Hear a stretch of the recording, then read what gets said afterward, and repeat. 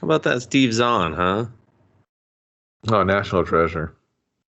My wife was like, this is the first time I haven't seen him play like an idiot or a drugged out loser. And I was like, you don't know Steve Zahn's fucking body of work, do you? I was just like, he's got a lot of shit going on. What the hell? Hey man, he got typecast to that fan. I mean, just like in the last like fucking 5 years, the guy has a ton of shit. I mean, he played Bad Ape in War for the Planet of the Apes. Like that doesn't sound like a drugged out bad dad. So I'm sure Good. he was in the Ridiculous Six. Was he in a movie where they're talking about Arby's? A movie where they're talking about Arby's. No, I'm tired of Dude, people this guy shitting is. on Arby's. Like fuck you. Like it's I pretty mean, they good, got the meat. They got the dude. meat. Like Little Caesars, Arby's. Everybody just loves to run and try to take a dump on these places. But hey, man, they're pretty good. What's You your hear problem? that? You're some Stop sort of like making fast food deuces on elitist. Little Caesars. Oh, you eat the McRib? You're gross. You're fuck you. How about that? Oh yeah, well tell it to my little tummy tum that's going yum. Yeah. Fuck you. You McRib hater. You McRibalist. Go to hell. That's okay. Whenever the McRib comes back, you get real feisty in defense of the McRib. No, I'm just talking about fast food elitists altogether, and that's just one Oh of the well, yeah. categories that always get, taken to. And you being an elitist would go take the easy, low-hanging fruit on the McRib. Like you're like some like I stand-up had comic that no one's listening to. Like, oh, I, let me talk about the McRib. Oh, you're I had sitting a in the McRib front this row. I'm gonna week. make fun of what you're wearing. I'm a shitty comic. Fuck turtleneck with no sleeves. That's weird. Louis C.K. I pulled my dick out in front of strangers. I mean, I don't know if they were strangers. I think they were women he knew, and that was part of the problem. I don't think that Who was he a part of the chicken? problem part needed to be added. It's just a like it could have been Well, anyone. It's that's. just still a problem. I mean, granted, yes, but there was other parts of the problem. That's why it was part of the problem.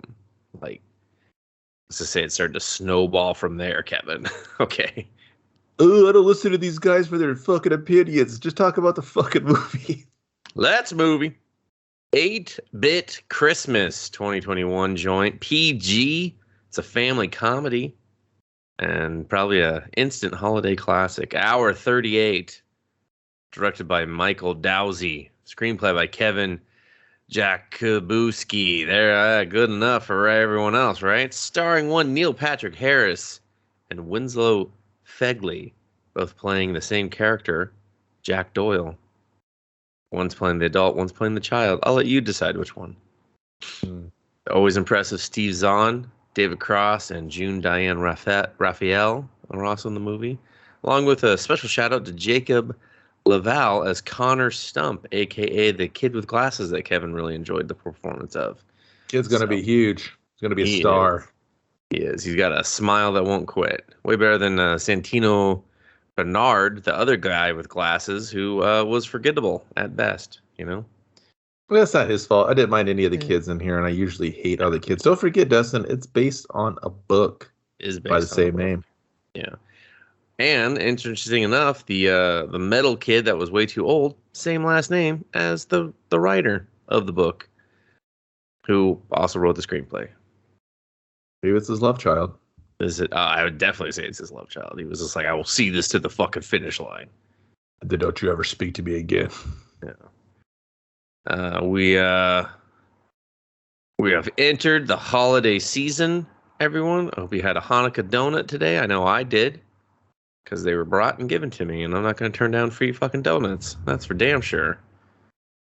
But now it's time to watch the Festival of holiday Lights. movies. Festival of Lights.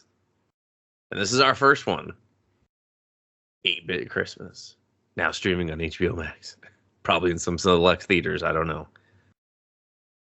Just to sum it up real quick, Kevin. I think I agree 100% with you.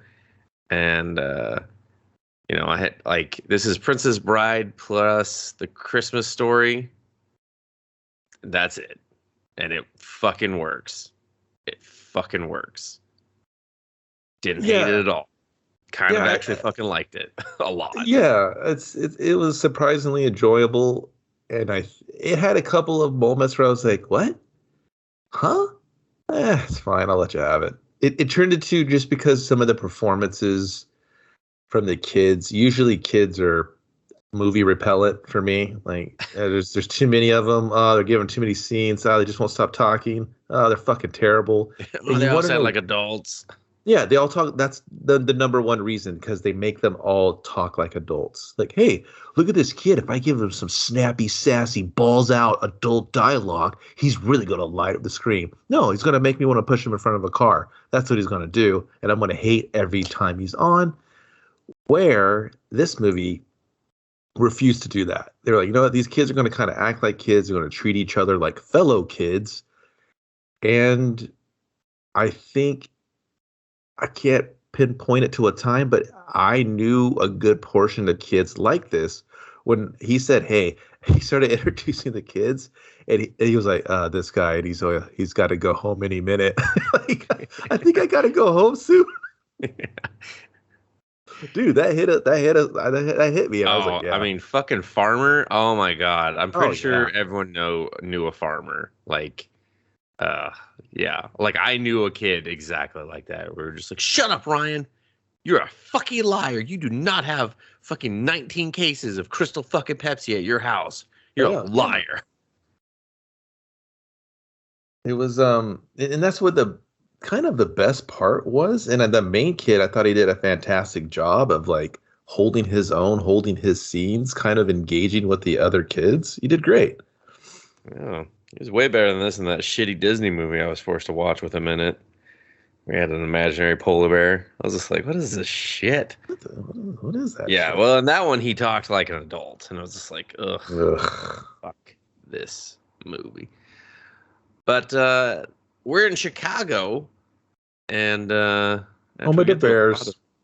Home of the Bears, home of the Cubs, home of the what's other shit? The Bulls. Like they got a lot of teams. Blackhawks. Come on, it's a big sports town. Yeah, everyone. It's a big sports town. Do you have any other teams? No, I think we got them all. Probably like a football team or soccer team for those of you that thought I was referring to American football. But I was referring to. Wow, what a fucking save. What an elitist sports asshole on a movie podcast. Anyway, we're in Chicago. It's a it's a present day right now. We meet one Neil Patrick Harris and his daughter walking down the street, and his daughter's asking for a cell phone. She wants a cell phone for Christmas. And what turned out to be a really amazing part of this movie, because I will say what makes this movie successful, and what I realized makes a lot of kids' movies successful, Kevin, was threading. It was those little breadcrumbs that are threaded together, and then when you get to the end, you're just like, oh shit, you had me wrapped up. Oh, the ice. They brought it back. Yeah, he slips on some ice, and he talks to the Santa Claus out in front of the ice.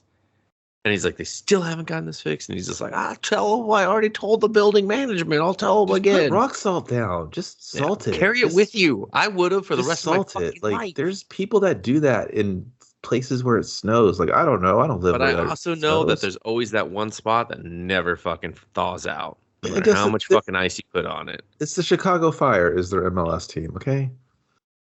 Okay. I mean, that makes sense. I mean, how did the city almost burned down? We might as well remember it. Let's fucking remember with a fucking footy team. Yeah, I think that's how they announced it. I mean, I'm just surprised NBC hasn't been sued or sued them for having a show of the same name. So maybe they just like didn't care or something. Yeah, we'll chalk it up to that. Yeah, we'll just go with that. But essentially, the gist of this is that the daughter really wants a cell phone. She's disappointed. Whoa, wait a minute. This guy directed Stuber? Michael Dowd. I mean, come on, man. You know that you're only hated as much as your last movie. I was surprised. No offense to the dude, but I was surprised he got another movie. He directed Goon. I know a lot of people like that one. Jesus. One episode of Preacher. Yeah, I mean, Coffee and Kareem. Stuber. Yeah, no, definitely. And Fubar too, and also Fubar. That's fine, but man, well, good for him. Surprised. I'm glad he made it out. I mean, sometimes just the right project clicks, and then all of a sudden you're not a shit director directing Stuber. Well, I mean, I think the thing is, I think he directed kids well. So Yeah. But we end up back at or end up at Grandma and Grandpa's house, as we're told, and Neil Patrick Harris and his daughter, or I should say, adult Jack Doyle and his daughter, head on inside. No one's there yet, and she's like, "So what do we do? I'm bored. No one's here. This place is boring, and you won't give me a cell phone." I Oh, am I am the multifaceted daughter. yeah. So dear old dad is just like, you know what? Let's play. He's like, I got something. Let's go play my Nintendo. They go up and there's this pristine fucking NES up there, everyone. It's pristine. He busts out his he's like, look at my games. The games were pathetic. There was like maybe 7, I want to say. And I was like, damn, dude, weak fucking collection. Weak fucking collection. Yeah, I 7 think. games? Yeah, I think they just really wanted to do that Paperboy transition really quickly, so they're like, just Yeah. go to Well, and they wanted to Paperboy. show the fucking 80s shoebox too. I mean, he had the ruse, and he had the ruse as a kid. So I Yeah. was like, okay, they stayed in line with that, and yeah, he had the sleeves. I think it had some manuals in there. So I mean, Oh it's not yeah, no, not a complete collection. He's not a complete, whatever. He grew up. I get it. yeah. I mean, just even for a kid, I'm like, damn, you only played fucking 8 games? Shit, man. You were missing out. Where was the blockbuster nights? You know? Get some fucking blockbuster nights going on here. Everybody remember Blockbuster? I mean, I really wasn't gonna explain. I was gonna move on. I mean, I was just saying that's how I got to play a Yeah. lot of games. Like my collection also was very weak sauce when it came to NES, but you head over to the Blockbuster or video store for those that are shut up because I don't care. I'm not gonna explain this anymore to you people. Figure it out. All the internet is a bunch of remember this, remember this. But anyway, so they do all the NES gimmicks, which I honestly I hated the whole blowing on the cartridge and everything. And I she's like, "Why mean, do we have to you do got to this?" He's like, remember "I though, don't know." that's like you're more in the gaming centric Yeah, mindset than most people that thought about this 40 years ago. Like, oh yeah, I remember that. You know what I mean? yeah, It's kind of cringe because but that's your elitistness bubbling to the top. So you just got to go, oh, I get hey it. man, People will it's remember called that. 8-bit Christmas. That tells me fucking video games. Yeah, but it's a sweeping, audience it tries to bring in. Some guys probably like, oh man, I used to fuck with it like that. That's cool. Now sharing with his child, yeah, you did have to blow on him. It's like, no, actually, science proved you didn't. But fuck you, You we know? all did it. I understand. So they start up Paperboy, and she's like, "This is lame." Still, and he's just like, "You know what? Let me tell you the story of how I got my Nintendo Entertainment System." And then we go back to the past. And I believe this is the part where he introduces all of his friends, right? He starts going through. Yeah. It transitions through him playing the Paperboy game, and then he talks about his neighborhood, and it transitions to him like a top down, and he's pedaling through. She's like, "What are you wearing a helmet?" And this is where you get to see it's kind of like, oh, he's gonna have some liberties with this story. And he was like, "Yeah, Yeah. man, we always wore helmets." And then all of a sudden, a helmet pops on the young version of himself, and he's like, "What He's color like, we was were it?" super safe in the 80s. Yeah, and so you just kind of get those kind of tricks throughout the movie. So when you see something on the screen, you're going to be like, okay, he's pulling it from memory and he's punching it up for the story. I get it. Yeah. And he's talking about how he had to go over, or the only boy in the neighborhood that had an NES was Timmy Clean, and he'd only let the first 10 kids in to his house. And so he pedals over to the house to get in the line, to hope to be chosen to come in and play Timmy's NES. It's super funny. Like all the kids are like all the neighborhood kids know this, and they're just all mobbing Yeah. around, just chanting Nintendo like Yeah, savage just animals. fucking bikes littered. Well, they weren't chanting it yet. When he opens the door, that's when they're like, Nintendo, Yeah, yeah, yeah. Nintendo.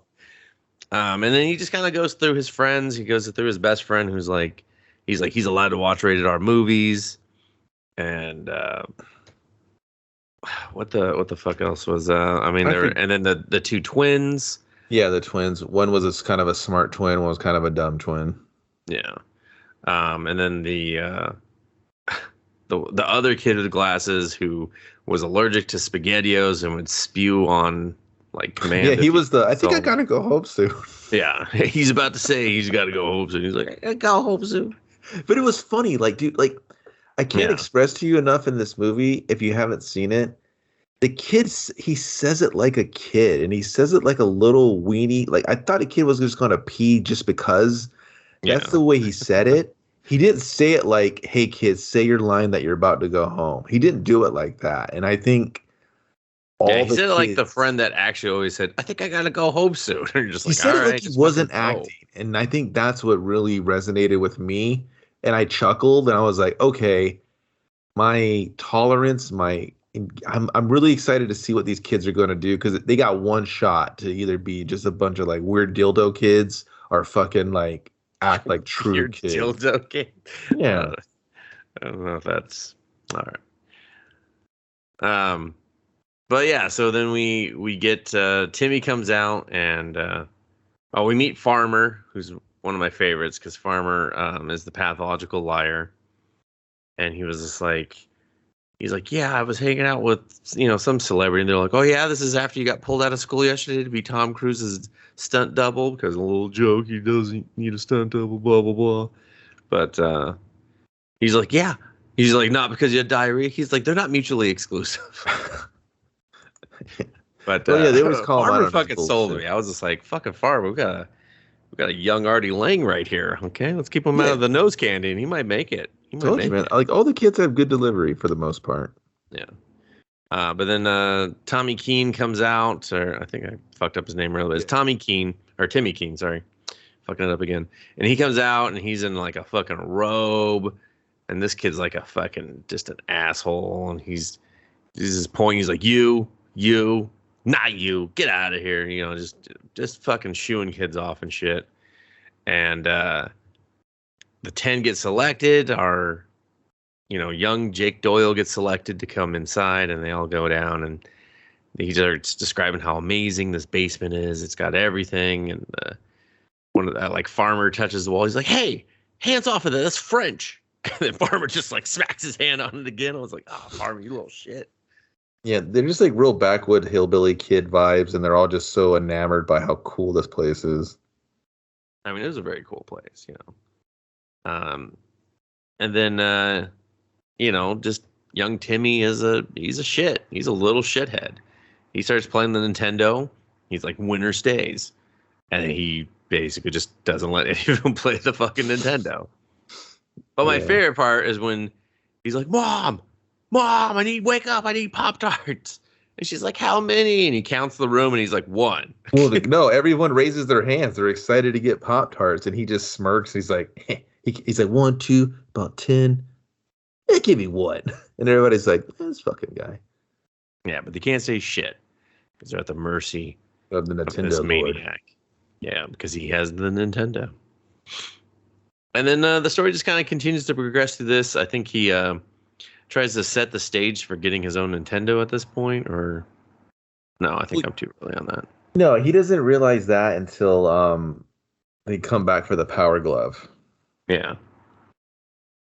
So, and then the story just kind of continues from there, and until we're at school. I think he had to wear his like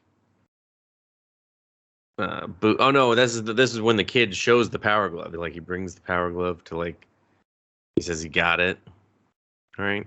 No, they go back for the Power Glove because that's when he gets the sausage, the gourmet sausage. Yeah, but there's a point at school where they're like, they tell the other, or like, Well, Jake, he Yeah, because he's practiced it. He's like, dude, I heard he got the power glove. He's like, after school, we got to check it out. He's like, look at him. And all the kids are gathered around him watching him like chop the air and Oh shit. yeah, that's right. Because he said you have to bribe him with. He was like, "How are you gonna get in?" He's like, "We're gonna bribe him with gifts." He's like, "But don't tell anyone."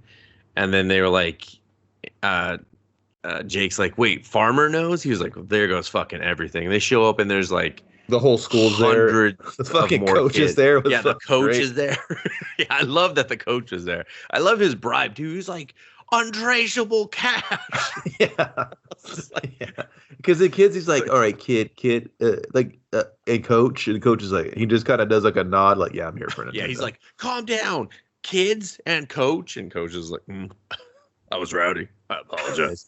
Yeah. And and so he starts picking people based on their gift that they have for him. And he like makes his sister come out with like a boombox to do the big reveal of the Power Glove. Which was kind of funny too. Yeah. And then you see that Power Glove, Kevin, and you just remember. I had the Power Glove when it first came out. I can tell you all of this and how it all felt and how it all happened. I lived it.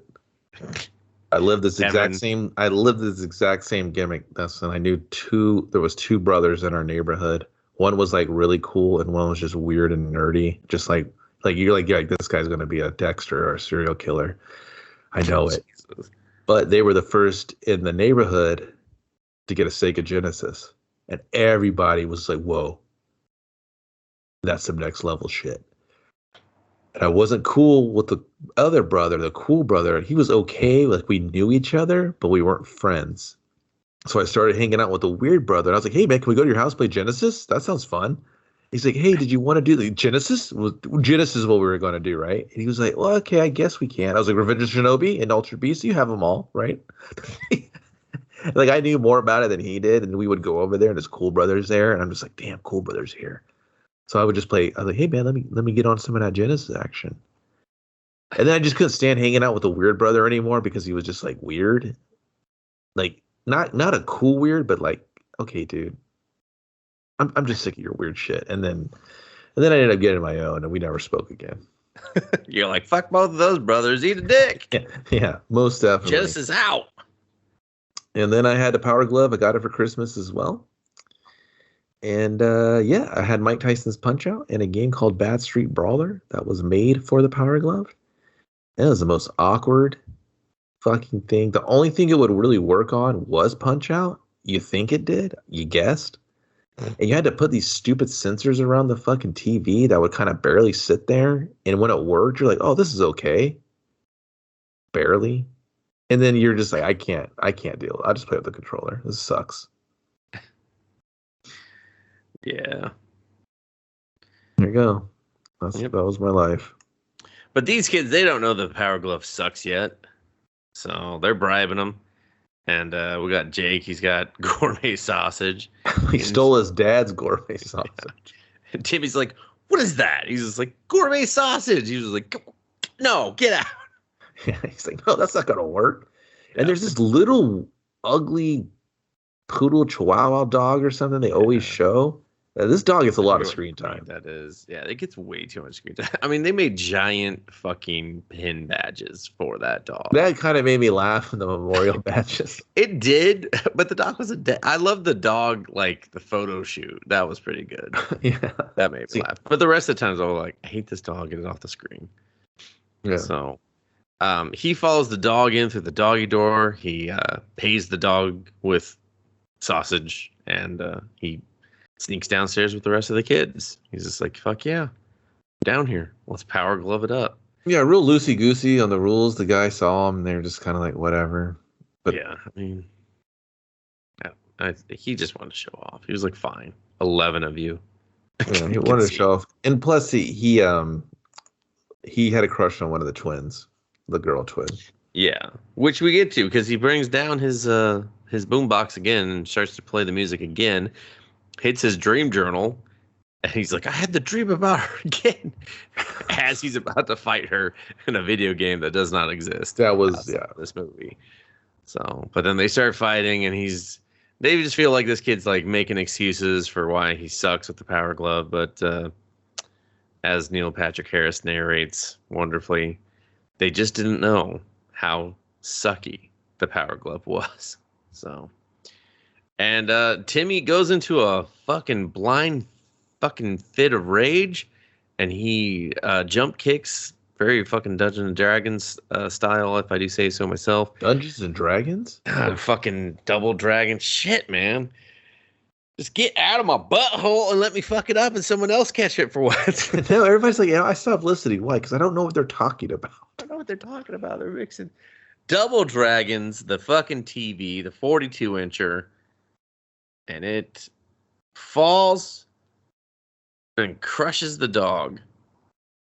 And then all the kids just bail out. Scatter, dude. They That's how it was. When you were a little kid, someone got hurt or something got crushed, you ran. Oh, yeah, totally. And they're just like, fucking Nintendo's over forever here. It's like, I can't remember the sound of his little bones crushing. At this point, we wonderfully cut back to the daughter. And she's like, the dog died? He's like, no, it lived. And you're just like, oh. A dog dies in this story? So he has to kind of fucking bring the dog back to life. And so now Nintendo's been canceled. Everyone's bummed. And so he's like, I have got to get one for Christmas. Actually, I really think that he starts to try to plant the seeds for it before this. He does. Because he wants to get his own, and he tries to plant the seed with his mom. His mom gets real busy and she can't multitask, so he tries to confuse her. And he tries to play the dad, and then the sister. The sister's actually really good. The little sister, the small time she is. She has a real like throwback vibe to her as a bratty little sister. She's not trying too hard. Yeah, it's like naturally bratty. Of like, she just does very well. Yeah, it's not over the top, and it's not on 24/7. Yeah, you don't want to be like, oh God, I just want to like throw her from a plane. You're just like, oh, this is like, oh, this guy. That's what you get for having a little sister, dude. Sorry. But he tries to plant the seed on the home front, and they're kind of not buying it. They're like, you got to go outside more. You got to play outside. And he's like, but Dad. And the mom's just like, the neighbor's kid got one. He had a brain hemorrhage. Yeah, they turn your brain to mush and stuff. And these are all very real fucking concerns of parents. And this is all the media, because like them saying this brought back so many flashbacks of my parents and other adults saying this shit all the time. Meanwhile, I was just like playing video games all afternoon, every afternoon, and was just like, well, I seem to be doing fine. This seems fine. But and here we are now, where it's like a kajillion-dollar business, and no one gives a fuck. They're just like, we're playing it on our phones and in line for everything. Mom's fucking playing Candy thank God Crush. we have video games, Yeah. Dad's just like, oh, I can lose Sudoku on my phone. I don't have to erase everything. I look like an asshole. So, but it doesn't work out. So now we got to get another Nintendo, everybody. We got to get a fucking Nintendo in this story. So Farmer shows up. Oh, first we go to the classroom. They're all talking in the middle of class, like just giving no fucks to this teacher talking about the Dewey Decimal System, which I do not recall ever being taught in school. Like the actual system. I remember it. It wasn't taught like. Well, I remember it was told to us. Like, yeah, I don't remember being like. Well, it was just stupid because they were just like, "Hey, this is how you'll find stuff in the future very quickly." Like, LOL. Yeah, I was like, haha, I get the joke. Hilarious, I guess. But they're talking about how Timmy's been Nintendo's been taken away. He's not allowed to have anyone over. He's taking it really hard, and so they're like, we gotta get another Nintendo. The teacher comes over and it's just like, hey, what's going on, Doyle? What do you got? She's like, I see your wet shoes. Oh, I think we introduced the boots at this point. Yeah, his mom tells him to wear boots. We had the snow day. Oh, I'm sorry. They were trying to get a snow day. They're hoping for a snow day. And they're by the radio, and the mom's a teacher, and she wants a snow day too. And when their county doesn't get that, she's like, Jesus Christ, what do I gotta do for it? And like, she's more disappointed than the kid. She's like, fucking eat this. You need to eat food. And didn't like really make any food. And he just has to put a waffle under his arm. And then he has to wear his purple boots. And I appreciated this part because they didn't. downplay that in the 80s, this would have been the kiss of death for a child. But they Mm-hmm. did kind of go, what's the big deal now? You know? And I appreciate that, using a little bit of the, our lens of fashion and everything now to kind of go, this was okay even back then, but we just weren't there. So, but he puts on his purple E-Spirit boots that were on sale that his mom had a coupon for. And then he quickly switches them as he gets outside. So now he has what shoes? The teacher's like, hey, no boots, no play. And then you get a check mark. And the only other kid that has a check mark is the 20-year-old kid that plays King of the Hill every morning on a giant snow slope and kills people.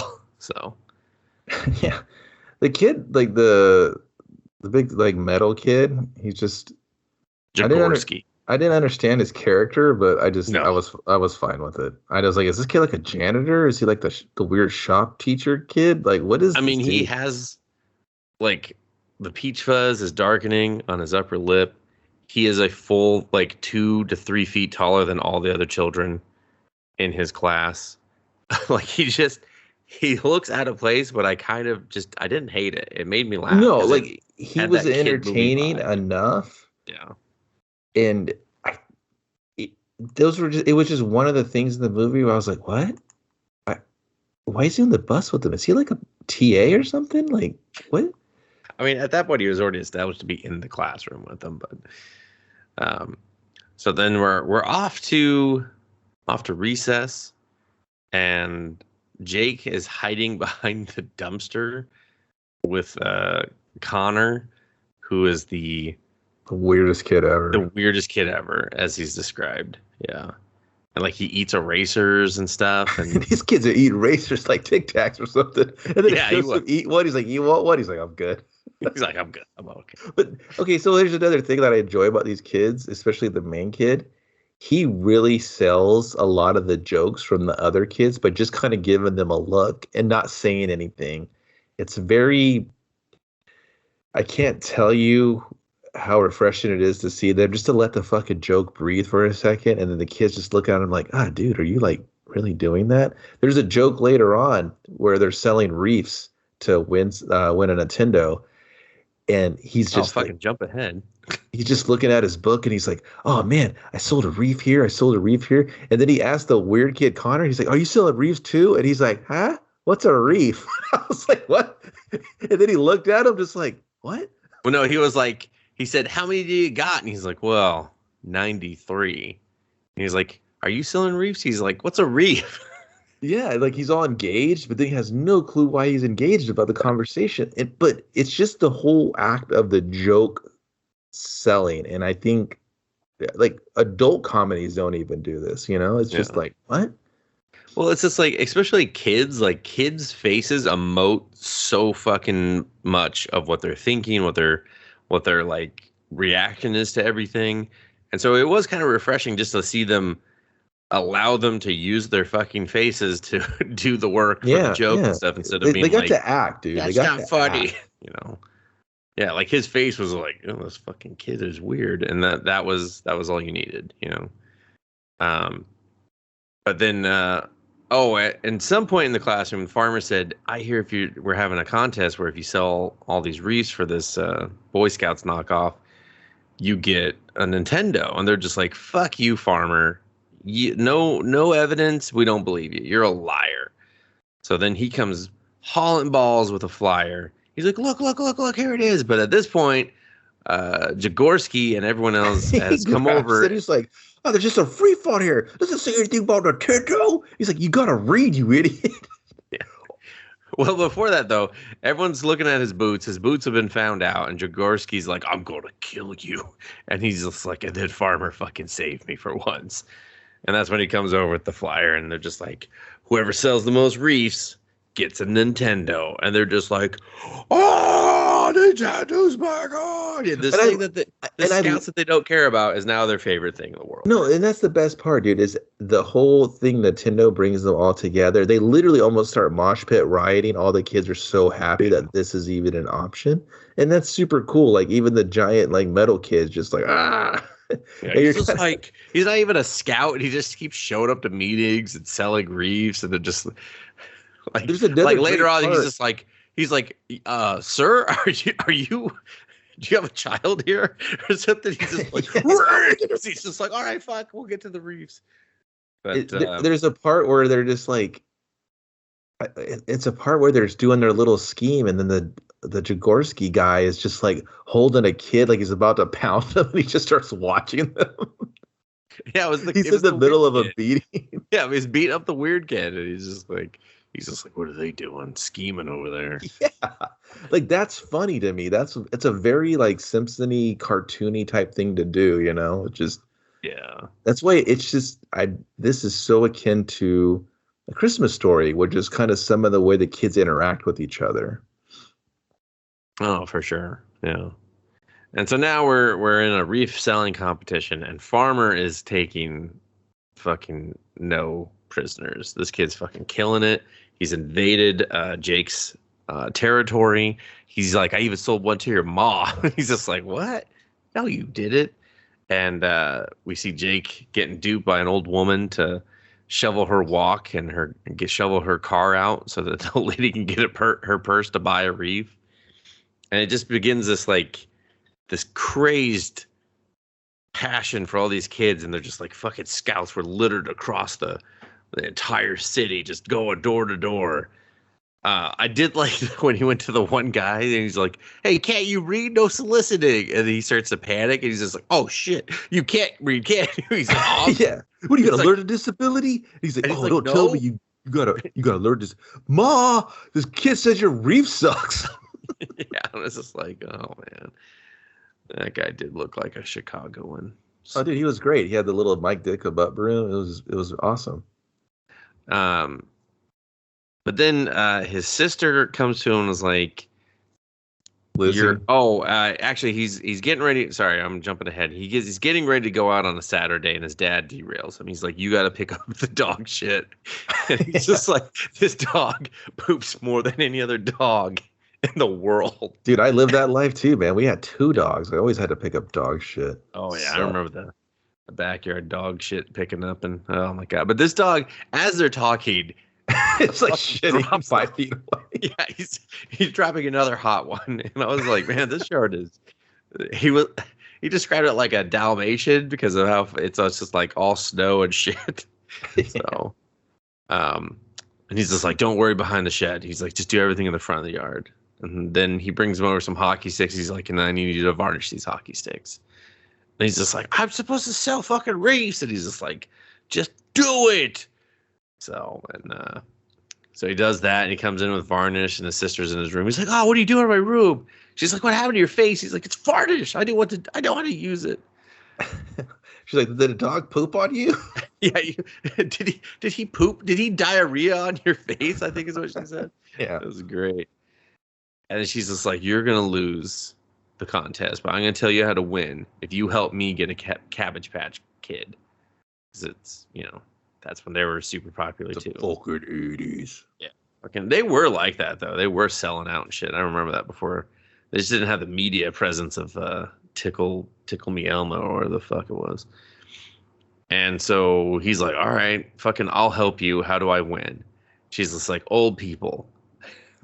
They'll buy like 2 or 3. They don't know. They don't fucking care. Yeah, they love buying from old people love buying from young kids. That's your play. So you got to go to the old folks' homes and all these old centralized places and get those sales. So then he's off to the old folks' home, and he just goes through some unbearable shit with old people. But he's just like, I'm doing it for the NES. I'm doing it for the NES. And he gets through that, and then we're off to Chicago, their yearly shopping trip for Christmas presents. Mom's clipping fucking coupons in the front seat. Very dangerous. And Steve Zahn, as the father, is fucking embodying every father that's ever been behind the wheel of a car driving their family. He's just like, hey, I'm fucking driving. Oh, of course you got Minnesota plates. Oh, sure, you're from Wisconsin. I was just like, oh my God. That's very accurate. That guy's a dad right now. He is in it. He's fucking going through it. And man, they were cutting him off like hard. I mean, I was upset. I'm a dad. Honestly, I was just like, Jesus Christ, I got a family in this car. Don't fucking cut me off like that. Oh, come on. He's making him listen to Steely Dan because it's a classic all year round, he said. And then just, Jake's just like, man, I got one last push. I got to help her get this Cabbage Patch Kids, and she'll keep helping me get the Nintendo. He's doing the sales pitch, and then the dad's like, does he want a Cabbage Patch Kid now? Like, because that's how good his sales pitch is. They're just like, oh shit, this kid wants a Cabbage Patch Kid. But they get to the mall, get to the toy section, and there's no more goddamn Cabbage Patch Kids. But there is a janitor, and he's got a tumbleweed and a story. He was just like shrugged in the aisles that were destroyed. Yeah, he's like, oh man, I saw an old woman punch another woman in the throat. They were from the same family. It's just like, oh shit. But little girl is disappointed. It was. I was just like, oh, that was funny. The sister's disappointed, and now the parents are off to shop. They're just like, watch your sister. But there it is, a display cabinet for NES. And now the Nintendo's talking to him, Kevin. And it's like, hey, Jake, come play me. I'm Nintendo. He's like, I have all the games. And he's like, you got to fucking Punch Out. He's just like, no, not that one. Pick something else. And he's just like, how about Rampage? I have that ready for you. And he's just like, okay, yeah. And Jake just gets absorbed in this game like every child that's ever been in like a Walmart fucking playing an Xbox or a PlayStation 2. You're just like, God, this fucking kid's been here a while. I want to play this game, you fucker. And he just starts playing. He's like, I was having the game of my fucking life. People start showing up. Some other kids like, what's your name? He's like, Jake Doyle. And Nintendo's like, Nintendo Master Jake Doyle. And then meanwhile, the sister's just there like, Jake. And then she just gives up on him. He throws his retainer off or out of his mouth and onto the floor for some reason. I was just like, oh my God, this kid just committed suicide. He just died on the screen in front of me. But then like nothing could break his attention until his dad shows up. He's just like, Jake, where's your sister? And then they're just like, oh fuck. And they just start looking for the sister. She's outside talking to a Santa Claus, asking how he breaks into homes and shit. And this guy's just like, I don't know. I just I go in through the front door. She's like, that's breaking and entering, right? And then just she does the kid Q&A on Santa. And Santa's just like, stop busting my balls, lady. Like, I'm just here to collect some fucking loose change. Just let me be. But they find her, and he's like, you lost your sister. He's like, get it together, man. This is way worse than if you lost your retainer. You know what's so weird, Matt? There's so many moments in my life that this movie touched on. Losing my brother in the mall. Like when we were little, like I had a birthday party and my friend at the time, he lost his retainer and everyone thought that it got thrown in the dumpster. All like trash got, put together. That's and then the first place everyone loves. Dude, so like check the dumpster. Parents are in the dumpster trying to just like ripping open every bag, and like he had it in his fucking the retainer was or like something. The most just like thing. Dude, yeah, or just like 20 G's or some shit, and I was like, dude, it's just a mold of his mouth with some wire. Like, what kind of rip off is this? Fucking the dentist should be ashamed. I really think that just became like a weird movie trope thing where it's just like, don't lose a retainer, and then no, that was real life. No, that was real life. But like, that made my parents never yelled at me. They were never like, "Don't you lose your retainer?" And I was just like, "Oh, okay." Yeah, you guys were rich then. They weren't even like, "Hey, do you have that in your?" No, they just didn't care. They weren't checking. They were like, "Are you wearing the retainer?" I was like, "Oh, maybe."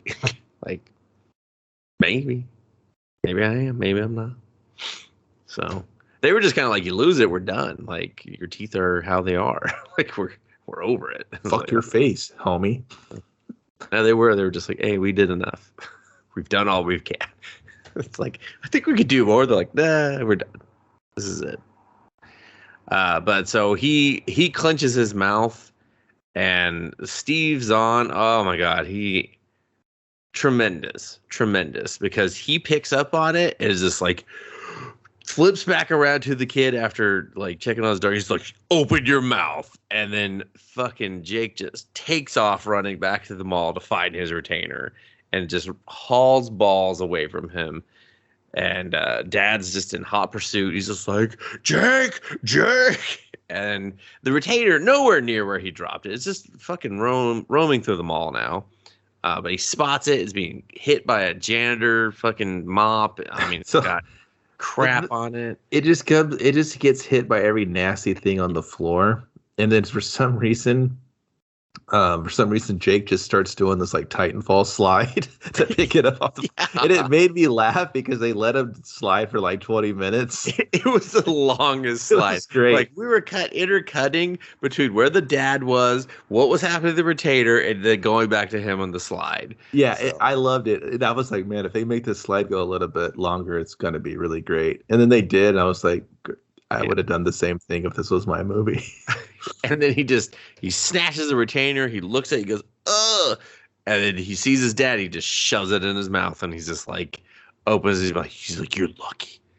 He's like, oh, now go to the car. And then it's game over, you know? Like, he didn't get the Nintendo. She didn't get the Cabbage Patch Kid. But he comes back and he's just like, but I did sell more reefs because I found a pocket of old people at the mall. Yep. So, and then I can't remember. Does it go to the fucking? I don't think it goes right to the bridge after that, does it? Like where they're under the bridge. It's interlaced with some stuff with his friends, and them kind of trying to figure out what's next. Oh no, yeah, we go back in like farmers like over at his house selling to his mom, and he's just like, "Why do you have to be farmers?" And he's like, "She said I remind her of you." like a better version of you or something. Yeah, like something snarky. Yeah. But eventually father and son are in a car just randomly under a bridge listening to a hockey game. And Steve's Dad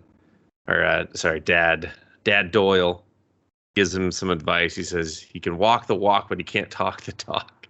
Which it's fucked up, but yeah, it's not how the saying goes, but it's fine. It's whatever. And then they are there to buy a knockoff Cabbage Patch Kid. And Jake is like, why does Lizzie get what she wants? And he's just like, do you want to deal with your sister if she doesn't get a Cabbage Patch Kid? And he's like, no. He's like, either do I. I don't negotiate with a terrorist. He's like, so you just give him what you want? He's like, yeah. So, which I was like, okay, that's fine. And then lo and behold, David Cross shows up. Yeah, and I guess he's done enough time in the timeout tank. What happened to David Cross? I like David Cross. Did he do something dumb? Yeah, he did some. He said some things. So. Oh man, it wasn't as bad as everyone else, Kevin. That's for sure. But I mean, still, it's like kind of like, do we have a scale? I don't know. I mean, I think you just like. I think, yeah. But he's just like, whoa, officer! I'm just thought you guys needed directions. And then he thinks the kid's a cop. He's just like, I don't know, 21 Jump Street here could be a cop. He's like, yeah, I mean, have you seen things to do with the cops? He's like, have you seen RoboCop? He's like, my friend saw it. I wasn't allowed to. My mom won't let me. He's just like, oh, very convincing, officer. It was funny. But then they open up the trunk, and he's got an NES. He's got a Cabbage Patch Kid, and don't have the one she wants, so they just go with the blonde one with freckles instead of the red. I think Jake needed to get a little more excited to see the NES. It should have kind of triggered at him, like, oh god, there's one. Like, I thought he was going to hit him up with the what do I got to do to get to cut us a good deal, maybe a 2-for-1, Dad? And yeah, like he didn't even try to like be like, Dad, well, Dad, while we're here, I mean, he's got a fucking NES. Let's get it's 2 for 1. Dad, I'll pick up all the dog shit. Like, it's just something to kind of like not con his dad, but just kind of just get him going again. Yeah, exactly. Like just something like if I had seen that, okay, so we're getting that too. Like I wouldn't have dropped it. I would have been like, the Cabbage Patch Kid just became secondary. Yeah, like going for it because it's like this wreath thing. That's not a for sure thing. I could lose. I could lose. There's an NES right there in front of me. I think that was a missed opportunity just to show like the fever that he had for it, you know. Yeah, that fell off to me too because I was just like, oh, that's weird. He's like not going crazy. Like we're really focusing on this Cabbage Patch Kid. So, and David Cross like, here's the birth certificate. And, he's just like, he's like, how much? He's like, 100. He's just like, $100. There's two brothers over in this blah blah blah town. They'll sell it to me for 50. He's like, you don't want to deal with those two. Like I feel like David Cross was like ad-libbing and just kind of shooting off the hip in this scene, but it really worked. And I think he's super humorous to me, and I think he was just he was on point. Yeah. So and then they get the doll. Lizzie's Christmas is saved, and now time for the results of the reef sale. And we see all these boys in their knockoff Boy Scout uniforms, and the troop leader is just like, hey, we got a lot of fun stuff for today. And that's when Jaworski's just like, get to the race. He's like, sir, are you here with a child? And they're just like, race. He's like, okay, calm down. And they start going through the prizes. And third place is it's Farmer, and he wins a subscription to Boy's Life. And I love the troop leader. He's like, I grew up on that magazine. Great magazine. Grew up with that myself. Yeah. And then second place is the twins, and they get a globe that plugs in. He throws it in the trash instantly. He throws it in the trash, and they're just like, oh, what the? Like, they don't even stop, and they're just like, what the fuck? And then first place is Jake, and he's super excited. He is pumped. Dude, like they do such a great job because they slow everything down. Yeah. They make everybody's voices like the kids are just rabid. And I think that's what made me miss him kind of reacting at the car under the bridge. Like it should have been a little bit like kind of almost like a junkie sweat. You know what I mean? Yeah. But this was great. This almost made up for it. Yeah. And then they reveal it, and it's encyclopedias. Another staple of our childhood. Encyclopedia Britannicas. Oh my God. Jesus. Like, not only were you rich if you had them, but then also you just saw them everywhere else. So like, are they just giving them to everyone else? Yeah. Where's my fucking copy? I could really use this. How come the fucking D is always checked out? Always. I want to know about dogs, and that fucking book ain't here. What about dinosaurs? Also in there. Well, after the heartbreak, the next scene, him and his sister are sitting on the couch, and she's just reading one about Australia. She's just going through it. Oh, no, the best part is he uses it like 3 more times. Like when he's concocting his plan for everything, he's using one of the encyclopedias. Yeah. Like, really did come in hand. But they fucking riot. They're just like, where's the Nintendo? Yeah, the adults lose control of the situation, and as adult Jake narrates to us, Jesus Christ, I got fucked up and just I kept stumbling until I hit my head and died. He excuse me, he lets us know that the night before, the Keene family had held a meeting about video games and they're dangers. Violent, Dustin. They're dangerous. Make your kids just they make them fucking crazy.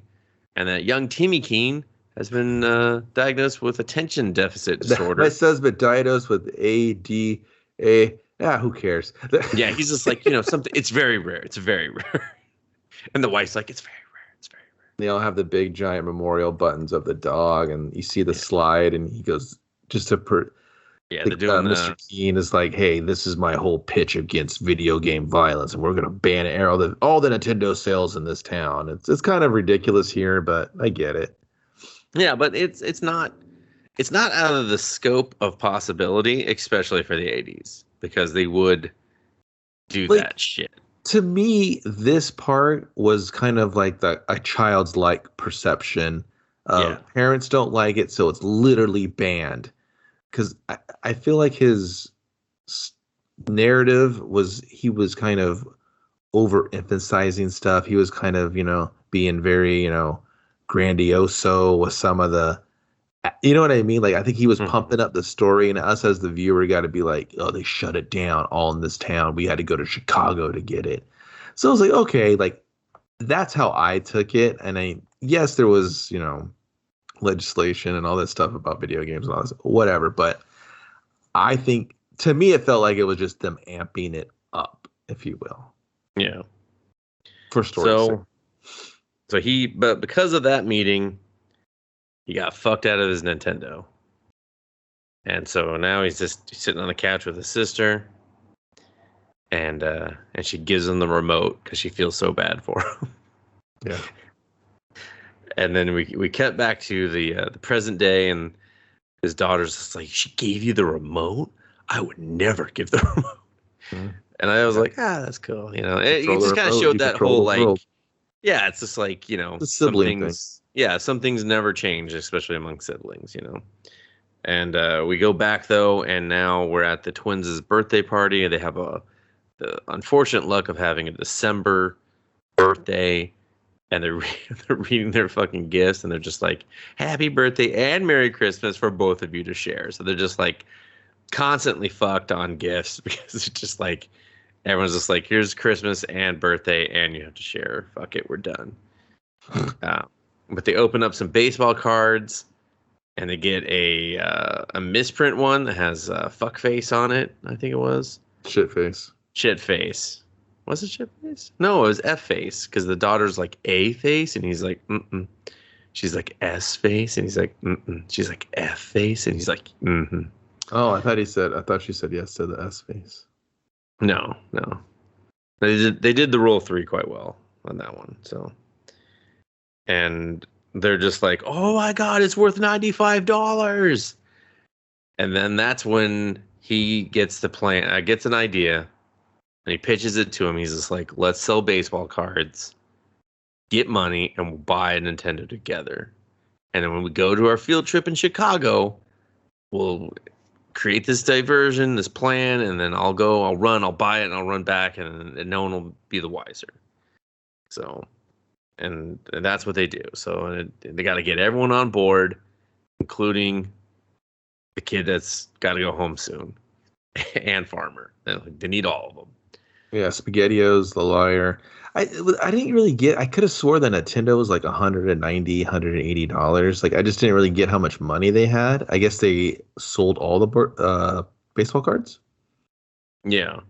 Okay, Well, they sold the good chunk, and then they get the money. And they're like, whoa, got it. Well, I could have swore like the base model, but that was the like. Remember they did that release with the gun and all that shit in the 2 games, and I'm pretty sure that jacked the price up. From like the base model that was original. Yeah, and that's the thing.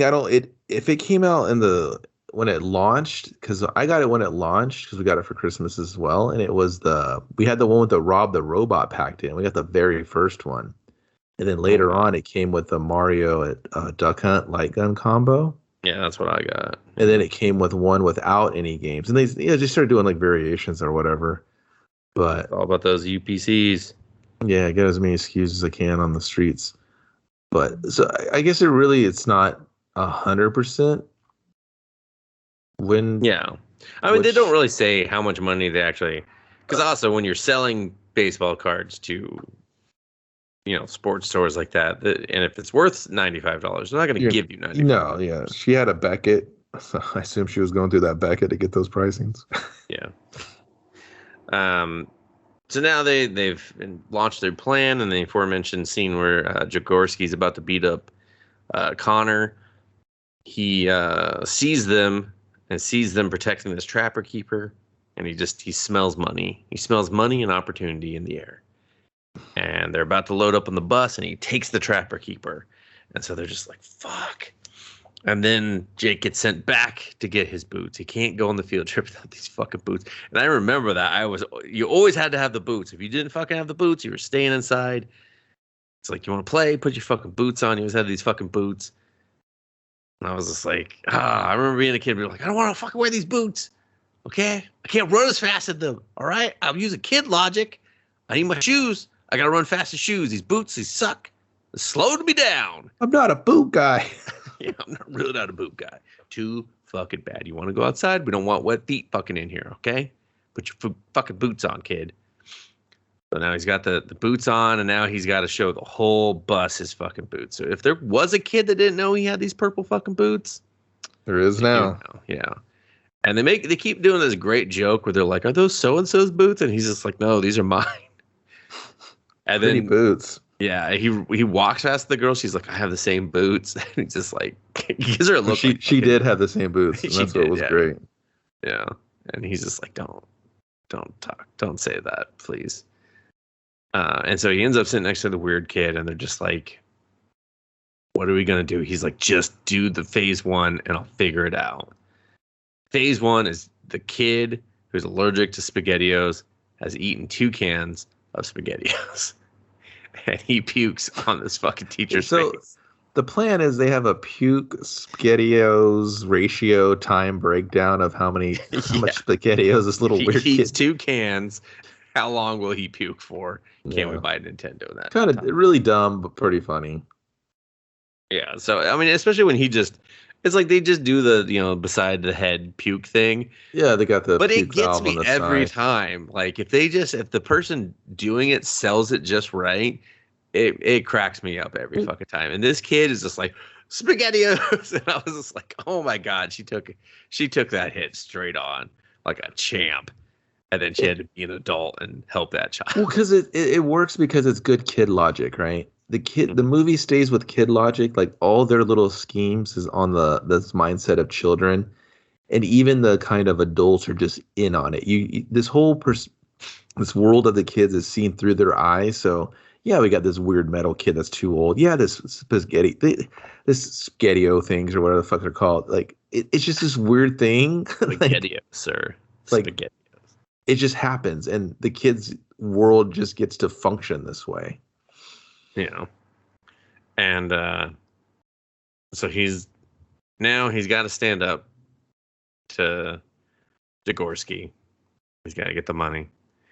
And something Connor says, the weird kid, just like hits him, and he's just like, he goes up, he just starts talking bad shit to Jagorsky. He's just like, you might walk the walk, but you don't talk the talk. And he's just like, what are you talking about? He's just like, you're a coward.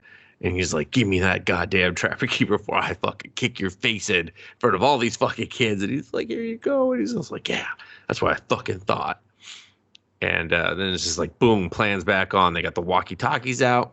He's out the back door. They cover the alarm in the back, which is bullshit because there's a little light in the front with the bus driver, but that's okay. And he's out. Runs over. He's going through it. He's trying to get the Nintendo. Boom, there's 2 of the moms in front of the fucking store. He's like, fuck, I need a diversion. Farmer's like, did someone say they need a diversion? They sneak him out. He goes to a payphone. He white courtesy phones them. And just starts, I don't even know the shit he was talking about. He just did an incredible job of selling, even though he was saying like very like adult stuff, because he's the pathological liar character. And because he still had like this little kid charm about him, it just really worked on me. I was just like, man, this kid is fucking killing it. I wish they would have gave him something a little more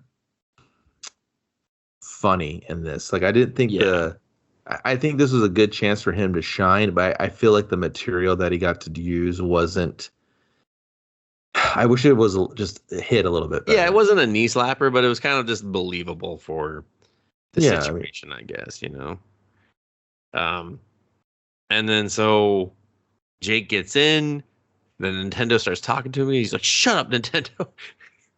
Gets the Nintendo, slaps it in front of an old lady. He's just like, miss, this is a national, or fucking, what does he say? National security or some shit. I don't know. He's just like, this is an emergency. And then he's running, and everything's working out. They run out of puke time. Farmer runs out of parent dodging time. And then now Jake's got to get back. He's got to race the fucking clock. And he's doing it. He's there. He's getting close. What happens, Kevin? He pukes again? No, he slips on the fucking ice. Oh, yeah. Slips on the ice. And that Nintendo goes fucking flying the road. And it gets run over. And then it explodes. And that explosion was definitely like a kid's version of it getting run over, because I highly doubt it would have jumped up in the air 10 feet and exploded. Well, yeah, If that, it that would and have that's the crashed. thing. That's what I'm saying. Like they do Yeah. this. Yeah, it's funny. Yeah. And he's just heartbroken. The kids drive away on the bus just yelling, "No!" He's just like, "No!" A lot of no's. It's just game fucking over. Yeah. And there's David Cross, and he's just like, "Ooh, that can't be good." Goes over to him. He just kind of helps him. He just kind of talks to him, and he's just like, That's another humorous "Yeah." conversation about Christmas spirit and value and stuff like that. And He tells him a story about how he wanted a donkey. And he's just like, "Did you get the donkey?" He's like, "No, I didn't get a donkey. Who gets a kid a donkey?" but I mean, that's the funny part. Is like Yeah. the kid still acts like a kid. Yeah, he's just like, "Yeah, but you got the donkey, right?" And he's just like, "No, for fucking course I didn't get a donkey." So, but he's just like, "Let me," calls him a taxi, gets him over to the museum. He's like, "Drop him off on the side entrance." So he's like, "Just tell security you got separated. You're good." It's very, like kind of just like very believable, and almost like he's been where this kid's been and kind of knows what to do and how to help him, which I thought was nice. It was a nice touch. You weren't like, "Oh God, David Cross is about to be a pedo in this movie." You're just like, "Oh no, Jesus. he's just a normal nice guy." Oh, thank God. And he's like, "Is there any way I can help or repay you?" He's like, "No, I fleeced your dad on that Cabbage Patch." He's just Yeah. like, "Hey," he's just like, "All right, get him out of here." So, and he's just, that's it. It's just, it feels like game over. They don't have anything. I'm surprised their friends didn't turn on him and beat the shit out of him, but they didn't. And now it's Christmas Day, and he goes downstairs, and he was just like, I knew from the fucking doing a size check on the fucking gifts that there was no Nintendo under that tree. Yeah. It's a classic kid move. And there's a package from his uncle that lives in Japan. He's like, Japan, home of Nintendo. Yeah. And it's a package that mimics the same size. And you're kind of like, oh, did the parents just stash it there? Did they know? Did they come around at the last minute? Yeah. And then, nope, it's a light bright. There's some great light bright jokes in there. Yeah. It was really, I mean, I'm not gonna lie, I love the light bright fucking swerve. Like, it was actually really good. I was like, damn. Yeah, I was like, they kind of got me too, because I was like, oh shit. you're kind of waiting for that, right? You're waiting for the bailout, because why would he tell the story and all the Christmas story? He gets the BB gun, he shoots his eye out just like everyone said, and you figure he's going to get the Nintendo and his brain's going to hemorrhage, like everything. But Well, and they kind of allude when he gets to the house. He's like, it's been like a rough year, and like the mom's not there and stuff. And you're like, I took it as like, oh, they were alluding that maybe he's going through a divorce or something. And, because like, why? He's like, well, you'll still spend, because he even says like, oh, you'll still spend, Christmas with grandma and stuff. And I was just like, oh, that's like a weird way of saying it. But then, there's another swerve there. So, yeah, and I guess but yeah, kind of just to like, wrap everything up, he ends up, like he kind of doesn't have the Christmas he wants. He kind of bonds with his sister a little bit because she got her Cabbage Patch Kid. Everyone seems kind of happy. He's still down in the dumps. He does a roll call to his friends. No one really got it. Everyone's kind of like, woe is me. And later on, like, they're going to go to do this big road trip to like his relatives. And yeah. the dad's just like, hey, why don't you run out and pick up some dog shit before you go? I was just like, okay. Yeah, he's like, start behind the shed. And he goes to do that. And the dad, he finally got to see what the dad was working on. He stopped working on half of their house, and he made in this real kick-ass like tree fort, and he shows it to him. And the daughter's like, Dad, let me interrupt the story. I bet your Nintendo was in there. And he was like, nope, it wasn't. Yeah. And you're kind of just like, what movie? I love when he was like, he's like, it's got a trap door. Like, I was just like, yeah, because they referenced that earlier too. It's like the kids just into this shit. I mean, even if they hadn't, like, that's still just such a kid thing to be like, fucking trap door, amazing, So, and then the daughter's just like, so the Nintendo is in there. He's like, no, I didn't get my Nintendo. She's like, I thought this fucking story's about how you got a Nintendo.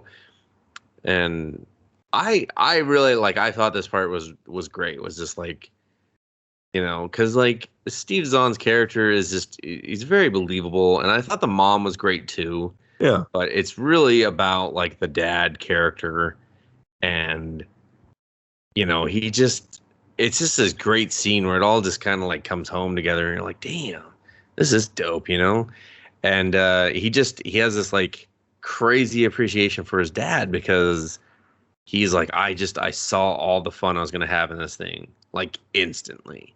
All the sleep or the camp outs, all the games, everything we'd be doing.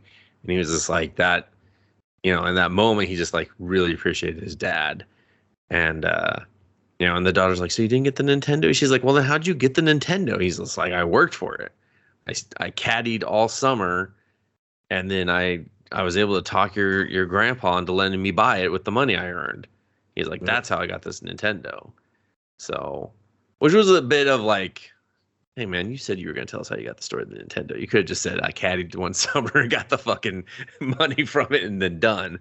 But, I feel like it worked in the sense that it was part of that journey. Like he wouldn't have done the hard work for it like his parents told him to do if he hadn't gone through this crazy journey of where he tried to kind of like shortcut it every chance he got. Yeah, he's just trying to hustle it, right? Instead of like earn it. And you think that's the overall thing he's trying to tell his daughters, like, hey, you got to earn this phone. I can't just give it to you every 5 seconds. But I guess my only gripe here is I like the relationship about the dad, but I kind of think it needed to be worked in more. I don't know if it is in the book, but I feel like there should have been one or two more moments where maybe kind of like the dad's fighting for his attention, but he's so obsessed with the Nintendo and he kind of skips doing stuff he used to do with his dad. Or I feel like, well, no, because they say the daughter says it. She's like, that's when you found your thing with grandpa. Like, that's why I think that's the journey was to get them to that point where that stuff would happen later. Which, no, I totally understand that. But I really kind of wanted them maybe even struggling on trying to find that thing, right? And I think that would have just been a lot more rewarding. It didn't need to be major things, but I do think it needed one or two more spots of them just kind of wanting to bond, but kind of just missing it. Like he's too Nintendo obsessed and he's too Tool obsessed, and mom's breaking his balls, and dad finally gets that cookie because he gets to hang out with his son. You know what I mean? Like those representations were there. I really wanted one or two more times because I feel like the movie itself is very obsessed with the Nintendo journey as well. Like I do feel like you are the daughter waiting for the Nintendo payoff, but then it's really kind of like, oh, it's my dad and I love him. We did this bonding thing and I calmed down. I really got to see that and I miss him because he's not here this Christmas. And you're like, well, he's dead? What? And then it's just kind of like, as the viewer, I'm just like, well, I kind of wanted a big high five, or maybe the old man was going to play a couple of rounds with them, and they clicked on that, and something like that. I was really kind of wanting that, but it's not bad, but I wanted more from that ending, I feel, and I think it needed just like a little more time in the oven, but.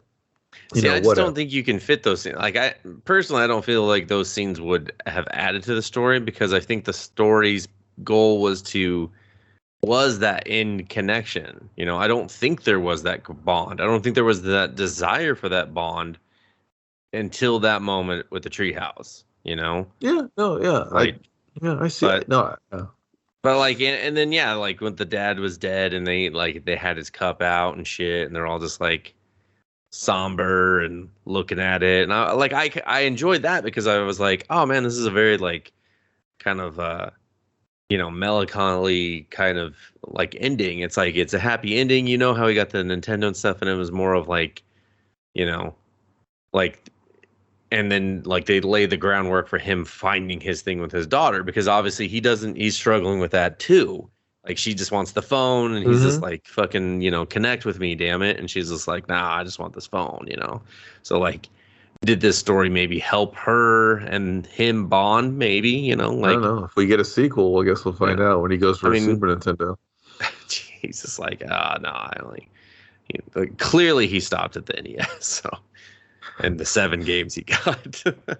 He's like, bro, what they got Game Pass now? I'm not interested. It sounds Not, like I can play fucking a lot of them. Nah. Where's the hustle? Where's the spirit? they got Paperboy on it. Probably. I'm not interested. Nah, Like, oh, that's well, Nintendo. They killed emulation. I can't support them anymore. everybody's like, Dad, what's this movie about? This is the old dude yelling at the fucking clouds. Fucking phones, okay? Get off of them. So, but I enjoyed the ending. I thought it was, I didn't like cry or anything, but like I choked up for a moment. I was like, damn, that got me a little bit. Like I think it was the cup when they brought up his cup, because again, the story is very good at just like it introduces some really just throwaway feeling thing, but then it brought it back in like a very sincere way. Mhm. Like him slipping on the ice. You understand why he's just like, fucking fix this ice. You could cost some other kid their fucking Nintendo future. And that's a crime I won't see. Fuck you, Doogie Howser. Keep it moving. He's like, fucking watch the reboot with the girl. It's basically just Annie back again, but now she's a doctor. It feels nothing like the original. Anyway, I gotta go. Her blog sucks. What's a reboot? He's just like, God, fucking kids these days suck. And then like the things with the cup and just, there's a lot of little things they just sneak back in there. Like the boots. Like he ended up, spoiler, he married the girl with the same fucking boots as him. And it was just like, like that. We didn't even need that, but that was like a nice little like, oh, okay, Movie shit, magic, like, everybody. yeah, like, hey, that was a nice little touch. I appreciated that.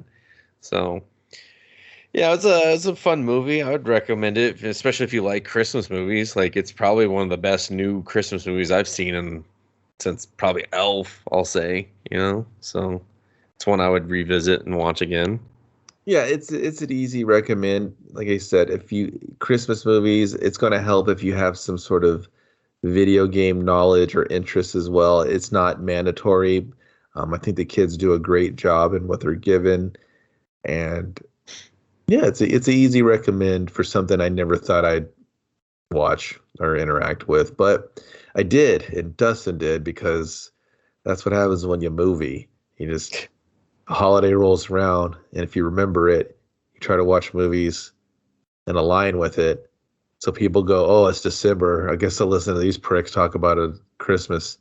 Thank God they're covering a fucking Christmas movie during Christmas time. I don't know what I'd do if you didn't do this. Speaking of the Christmas and what would I do? There were a couple of things that the kids said that I was like, that's not a thing. When he's like, accurate, yeah. Yeah, there was a couple of non-era accurate comments and dialogue. He was like, Christmas movie like Die Hard. I was like, that's not a conversation topic. Okay. Well, that, and if this was happening in 87 or 86, exactly, that's what I'm saying. Speculated. The movie wasn't out yet. And then also RoboCop too. I was like, oh, so this happened in 88? Because we got a lot of 88 things going. The only thing that was somewhat accurate was the Goonies, because that was 85. But I'm like, you're telling me this kid's got a fucking Goonies poster? He's got fucking girls' boots, and he's got a Goonies poster? How'd he get that Goonies poster? Someone tell me that. I hate fucking prop designers just throwing in fucking movie posters wherever they want. Like, everyone just had this shit back then. No, we didn't. Okay? We didn't. One kid did. That was it. But this ain't that kid. So. But yeah, no. I was like, don't fuck with the 80s timeline on me. This shit is most of it I already know off the top of my head. Don't you fucking internet me. I'll fucking internet it. I'll internet it. You internet me with your internet shit? Fuck you. And the writer was just like, come on, just let me have a couple, okay? No one was listening to Steely Dan, but I snuck that one in there. You didn't care. Don't internet me, buddy. Don't you internet me. I'll fuck you up. And that's 8-Bit Christmas. Put it on. Set a fire in a fireplace, preferably. Enjoy it. Or you can just listen to this podcast that you already listened to. And we thank you for that. We hope you subscribe. We hope this holiday season you'll give the gift of us to someone else's ear holes. And they'll just be like, I hate you, and you're now on my New Year's resolution to cut out of my life. And that's fine, because maybe they'll keep listening to us while they hate you. You can find us on social media. Let's Movie Pod or Podcast. And then you can listen to this a week later on YouTube. Or you might even be in January listening to us going, really missed out on this. I'm a buffoon. I should go subscribe now. But other than that, bid you adieu. Welcome to December, motherfuckers. Kevin, take us away. Honey, where is my gourmet sausage? We're having salad. I know. That's why I want the sausage. Good night, everyone.